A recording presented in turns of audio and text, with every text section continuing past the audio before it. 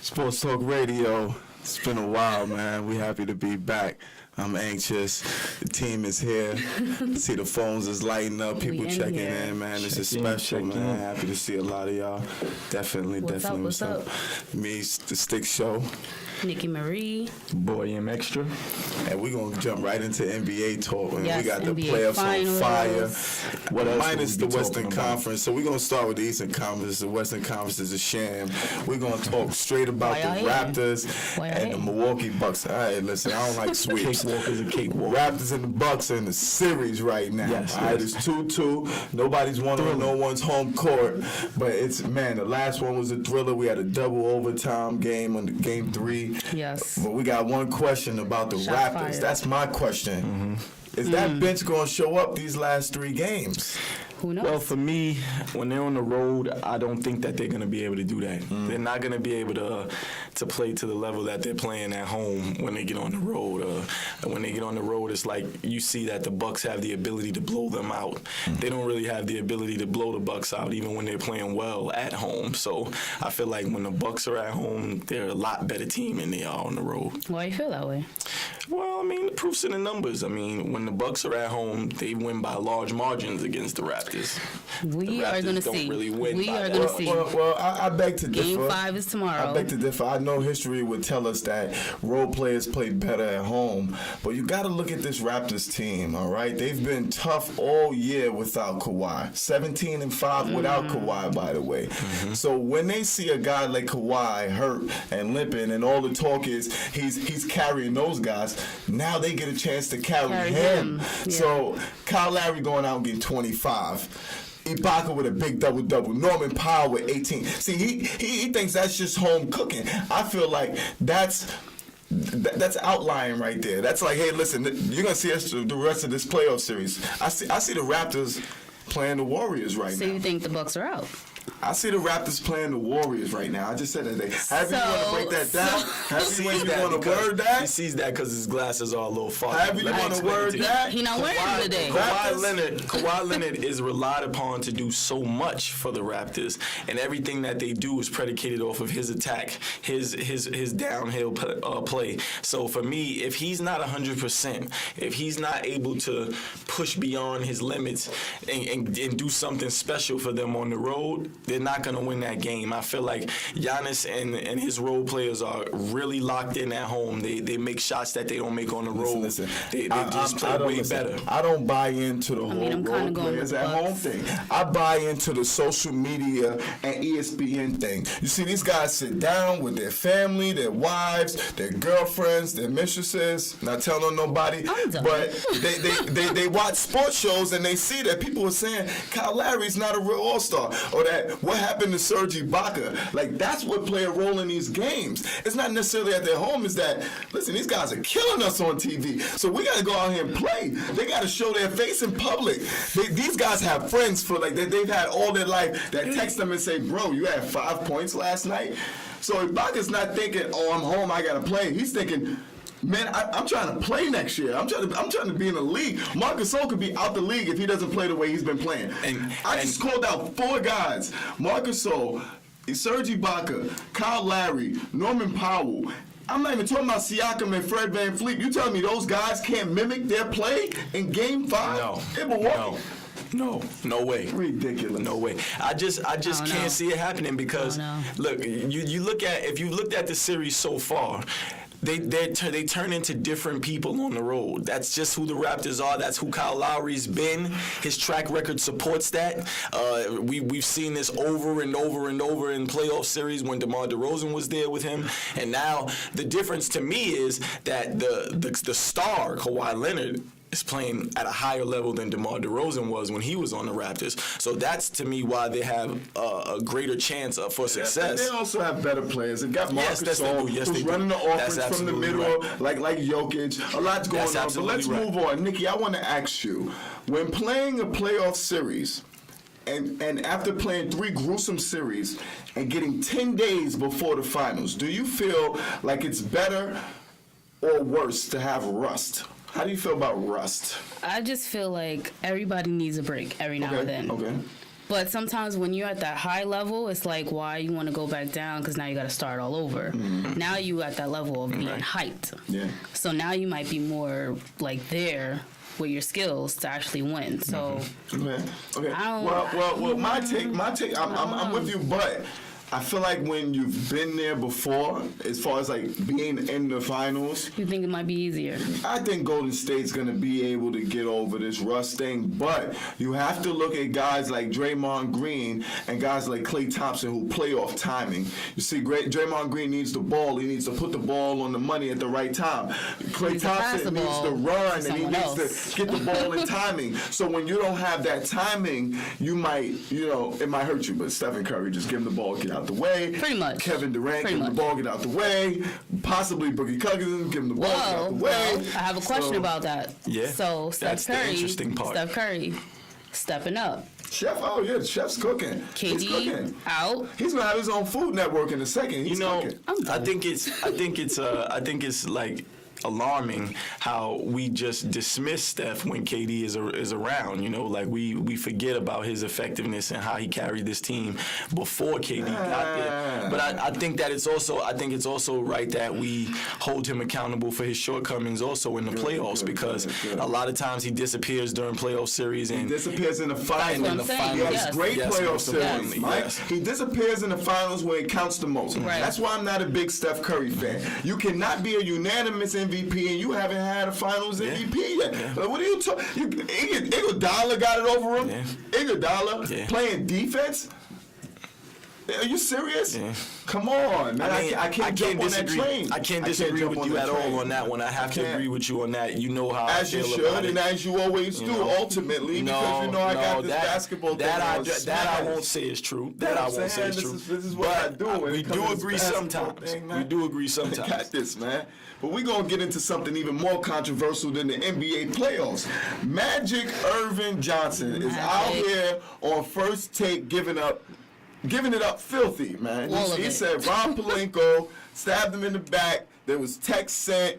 I mean, I don't know why he ain't rough him up because Magic about 280. Magic about 280 right now. You know what I'm saying? He got put the mitts on him, but he is a God-fearing player. He's Magic, man. He's Magic, man. I'm going to go to you, Mike. What is going on with Magic saying that he was undermined by the Lakers? For me, I think this is a situation where Magic is just not taking the full responsibility for what his role may have been in the detriment to the Lakers.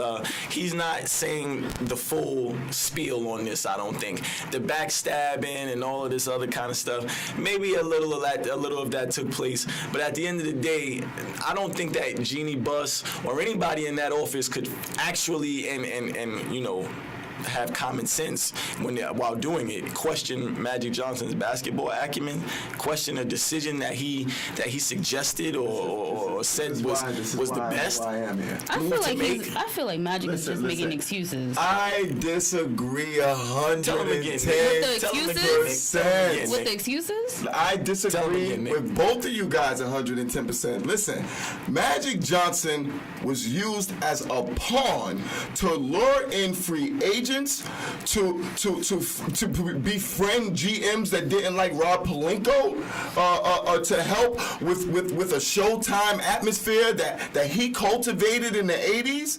And when he wanted to make decisions, he was shunned. Like, read the reports. Jeannie Buss told him he couldn't fire Luke Walton, and they fired Luke Walton anyway. Look, whoa, I'm not going to let you guys disgrace Magic Johnson. Like, he may have not been the best GM, but I'm like, come on, he brought LeBron over. He drafted Lonzo. Like, he made some things happen. The only thing he said he regrets is not keeping Brook Lopez. That's the only thing he regretted. Julius Randle and LeBron couldn't work together. Okay, so we just that talk about the Lakers not even making the playoffs anyway? Hey, that was injuries. So anyway, decision making by Rondo. What I want to know is, how do we just allow Magic to get bailed out like this? How do we just snatch him off the hook? Did the Lakers teams that we saw out there this year, did they have great chemistry? Were their teams? Before LeBron got injured, they were fourth in the West. Yeah, they were fourth in the West. But as we know, this is a season of runs. You know, just like you're like talking it's a about game of runs. You're talking about a Christmas Day game when they beat the Warriors. After a game like that, they could have stringed together 12 straight wins, and you know it. I also know they could have lost 12 straight. And they did, because LeBron got hurt that night. And I'm putting the Denzel finger on it because I want to make it. I want to put more emphasis on what I'm saying when I'm pointing at you right now. All right? Look at the crookedness in the. There you go. There, look. Now that when Magic was running things. Equalizer. Yeah. You know, when Magic was running things, he couldn't take his personality and reflect it on the team. I think he wanted the team to kind of become him in a way, you know, or become the Lakers teams that he had in the past. I think that was the reason for all the size. So you're not getting it. They didn't give him the autonomy he needed to do the job effectively. You can't tell me that I can't fire the coach that he wanted to fire him before the season, and you're not listening to me? That means LeBron would have had a different coach. Probably Ty Lue. Let's be serious. Magic would have gave him the respect he deserved. Okay, but is that the answer to the? Is that the answer? Yes, it would have been the answer, because even when LeBron left, they needed someone who could galvanize those young guys, and that wasn't Luke Walton. Luke Walton had a 28-0 record with a bunch of veterans who already won a championship. Mr. Mitchell, how does he walk away from a coach in another environment, and now all of a sudden, because he's in a new environment, the old coach is now the best coach for him? It wasn't Ty Lue the problem, and you know that, man. I can't sit here and say that, because not everywhere LeBron goes, the coach is the problem. Listen, everywhere he goes, the coach is the problem. You will not undermine Ty Lue with the red nickel in here, and you know it. Ty Lue did an excellent job. The man lost sleep. Many had health scares. The man gave his all, and they had a shit roster. I'm saying it right now. They had a shit roster. George Hill, you should be ashamed of yourself playing like this on Milwaukee. You look like shit in Cleveland. Because LeBron James made him look like he didn't know basketball. LeBron James made him look like he was wasn't 1-1 in the finals. And the one came when the three best players on his team were gone, injured, didn't even play. Beyond game one. That was David Black. Ty Lue, his first year as being the head coach, won a championship in Game 7 down 3-1. The next year, after Kyrie left and Kevin Love was injured the whole damn year, they lost. So he's 1-1 in the finals. That tells me that the man can coach. I don't care what LeBron says or does. The man can coach. So you can't say you don't care about what LeBron says or does, because LeBron is the one who's pushing the negative rhetoric out there. LeBron is the one who lets these things stay. I do know that because LeBron has the power. He has the team to get any type of report that's been out there refuted, or if he wants to. What's Channel 4? If he wants to go against. What's Channel 4?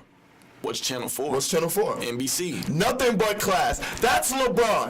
Nothing but class. All right? Don't you sit here and wash your mouth out with soap talking about LeBron and the rhetoric he's pushing. This guy has a school called the Promise School. This guy's got a school called the Promise School. The only coach he backed was his high school coach. He played in a movie. That was it. That was his thank you to the guy. He threw him in the movie. You wait until he's retired 10 years before you talk like that about LeBron. He put him in a movie. That was it. He never got the guy anything special. Man, listen, I'll give him something he wants to talk about. The New York Knicks got the 3rd pick. Woo! Man. See how the crowd died? I know a lot of We don't have a studio audience, but the crowd definitely died there. The Knicks are the worst team in the league this year. I don't know what's they were. They had the worst record. I don't know what's worse as a fan. So the Pelicans are the hype or the left. No. The Pelicans were actually they were actually a decent team. They were on the playoff cuts for a while, and then they just decided to lose after Anthony Davis asked for a trade, and they still got the first pick. So my point is, the Knicks, who lost game after game after game, who sat in his Cantor, who's playing in the Western Conference Finals right now, looks decent, who let go of Porzingis because they had these plans to get max players. They did all these things to stink, and now they got the 3rd pick. So my question to Mr. Michael, who's a Knicks fan, is who do you take with the 3rd pick? Let me chat on my inner zen right now. Let the drum roll. Just massage my temples here. Okay. What the Knicks need to do is Stop pray. All right, that's what it pray's good. Pray. That's a good start. Let's start now with prayer, I like this because there's this thing that we have going on. It's called shit luck. We don't get anything that anything that people think we're going to have that's going to give us anything good. It doesn't work out. It finds a way to just slip away from us. The Knicks just have bad luck. Leaves our grip. I don't. You need to carry around like a rabbit foot. Let me tell you something. When you're doing the right things and you're treating people the right way, and your organization doesn't have to have winning success. There could be a culture around the organization that's a family environment that people love, that people want to buy into. And now, that starts at you the have top. an owner, James Dolan, who takes advantage of the brand. See, the brand's going to sell regardless. Doesn't matter who's at the helm. Right. But he takes advantage of it. He kicks people out. He disrespects Charles Oakley, who's a veteran and a New York legend.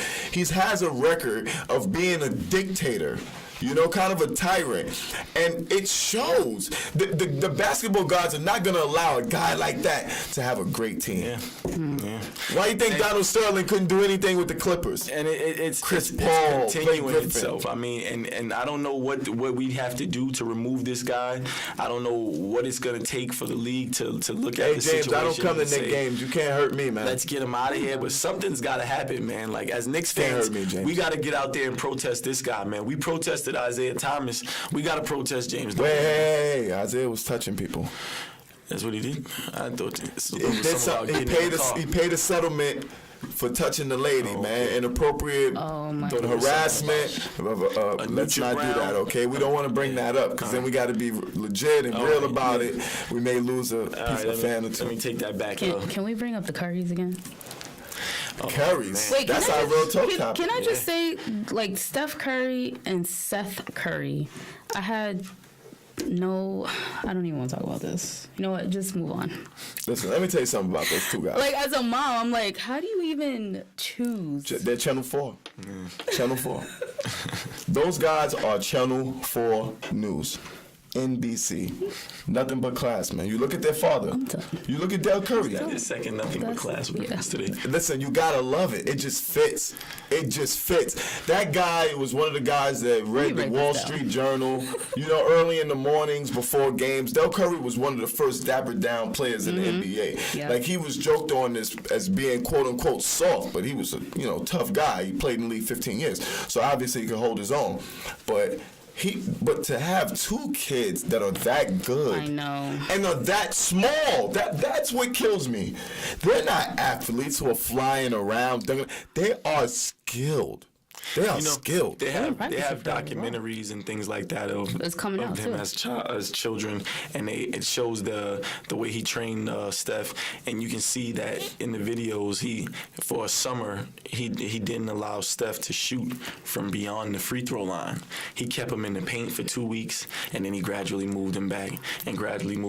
So I think things like that are the things that basketball dads now need to look at. And we try to do so many different things with the kids and stuff like that. We try to do all these fancy videos and doing all of these crazy drills and stuff like that we see. But you have to have those fundamental things. They have to be sharp at all times. You have to be able to do everything with both hands. Like all of these things that Steph and Kyrie are able to do. These are skills that they've been developing over a long period of time. Yeah. They've been working, and it's not just new stuff all the time. There's an element of repetitiveness to it. You got to continue to work on the same things and perfect it. So, we do want to give props for skill development as a father. We want to give props for being able to follow direction as a son, because that doesn't always happen. You have great basketball dads, a la Michael Jordan, and their sons suck. But for our real talk topic, we talking about Ayesha Curry. Yeah, Ayesha. Girl that I never had. This is what I do. Ayesha Curry. Ayesha Curry wants that attention, y'all. So whoever watching right now, run it up. Let her know we talking about her. We love for her to tune in. Add her, do something, I can't give you no attention, Aisha. I'm gonna be honest with you. I got a lady, and she wouldn't approve of that. But I see your husband approves if you want attention from other men, and I think that's admirable, Steph. I think that's admirable. But I think you're gonna have a problem on your hands. I'm gonna let the men speak first. You continue to nod your head to that, man. Because that right there is a little tricky for me, man. Because my thing is, why do you want the attention from other men? You know, like what is it that you're seeking? You know, like do I not give you the approval that you need? You know, like am I not complimenting you enough? Because that's to me what the problem seems to be. Like that's something that says that there's underlying issues in their relationship to me. Like is he not taking care of the things that he's supposed to take care of as far as making sure that she feels confident or, you know, 100% in herself? I think it's deeper than that. I think it's just he gets so much fame and she's always on his arm. Yeah. So it's like at some point, look at these women that just go out on dates with rappers and now they got record deals. You know what I'm saying? Like, they go out on 2 or 3 dates with rappers and now they Amber Rose. She's like, if they could get attention, I'm with Stephen Curry. He's virtually in. But my thing is this, though. Steph is a guy who empowers her through her cooking show that she has, the show that she does with their daughter, Riley. She does all of these things. How many men are watching those shows and reading those cookbooks, bro? She wants men, man. I understand. She got the housewives. She got the housewives. She got plenty of housewife friends. She got plenty of DMs about how to make casserole. What she wants is some dick pics. I'm gonna be honest.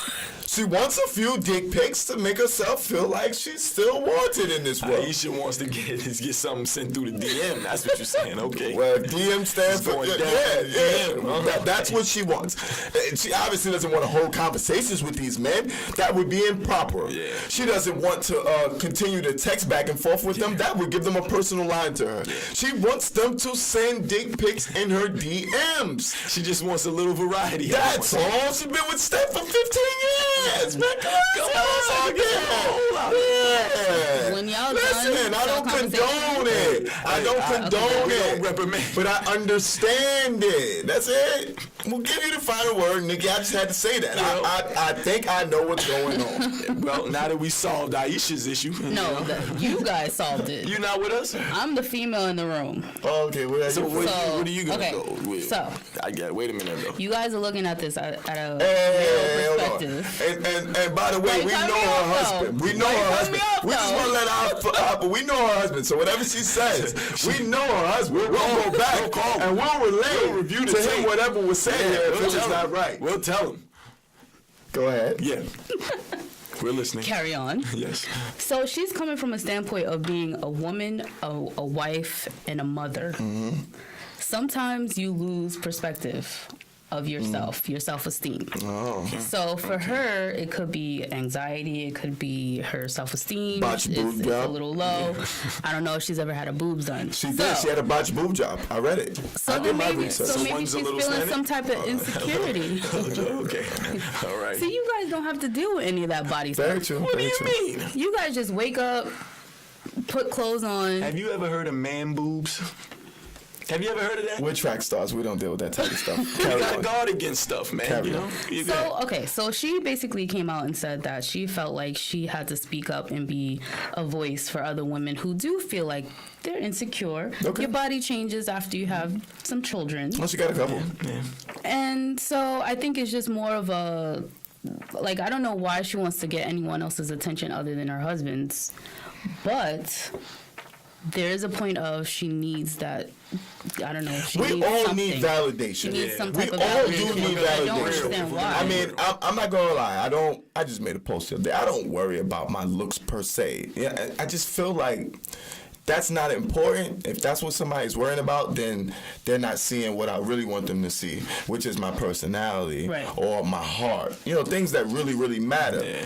But when it comes to a wife and a mother, in my opinion, you should get lost in that. Like, I get lost in being a father. Like, there's some times when I'm like, I need to do some things for me. I need to have some fun because I'm just being a father right now. You know what I mean? And I got to catch myself.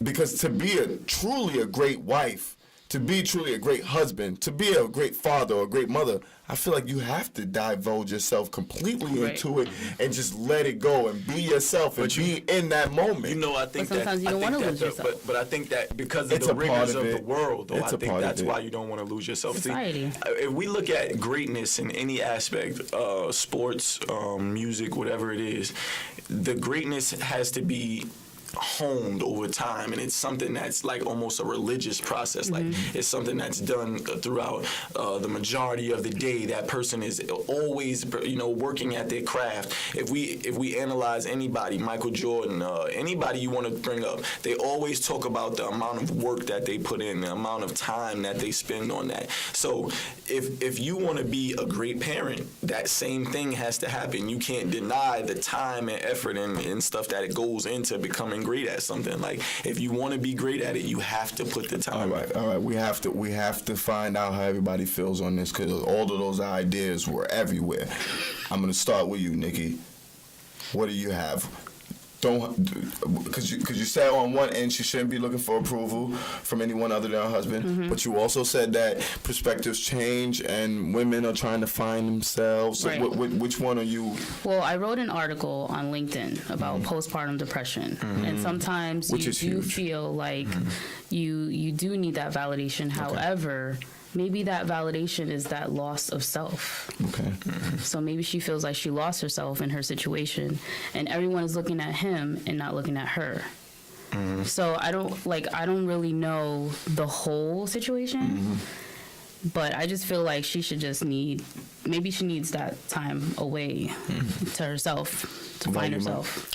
I feel like if we're being serious, it's like the whole thing with social media and the other outside things that are going on in the world, I feel like it puts a certain pressure on women, or just people in general, younger people coming up, people that are in relationships and things like that. We get this distorted view of what we're supposed to be or what we're not supposed to be. So what is your advice for Aisha? I mean, for me, I would say to Aisha, just be all right with what you have. You know what I'm saying?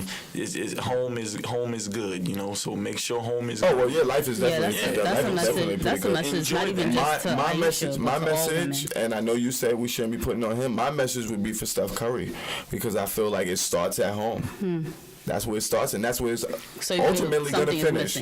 There's something missing. Yeah. Whether it is the rigors of the season, because they're weighing on her with the new baby, and so there's something that he's not doing, or things that he could do more of to make her feel more special and make her feel more valued. I think that goes for every relationship. No, there's always more you can do, and that's why relationships are constantly supposed to be worked at.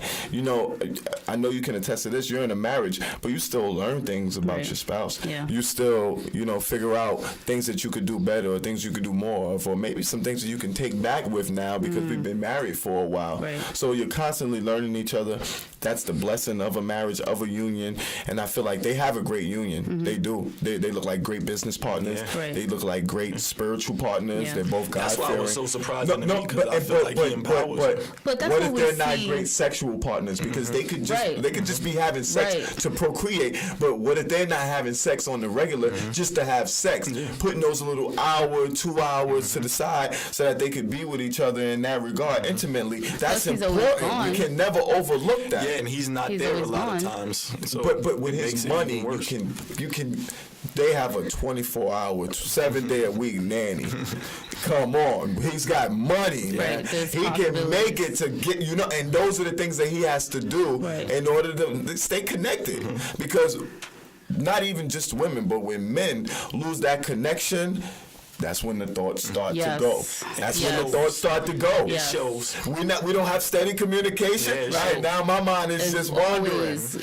Yo, everybody, look out for each other, man. Stay together, and keep watching this NBA playoffs because it's big time right now, y'all. We appreciate everybody tuning in. That game is tomorrow. Everybody watching, man. Y'all hold it down and be good to each other, man. Thank you for watching. We'll holler at y'all next week, man. It's the Stick Show. Nikki Marie. M Extra. We out. One love.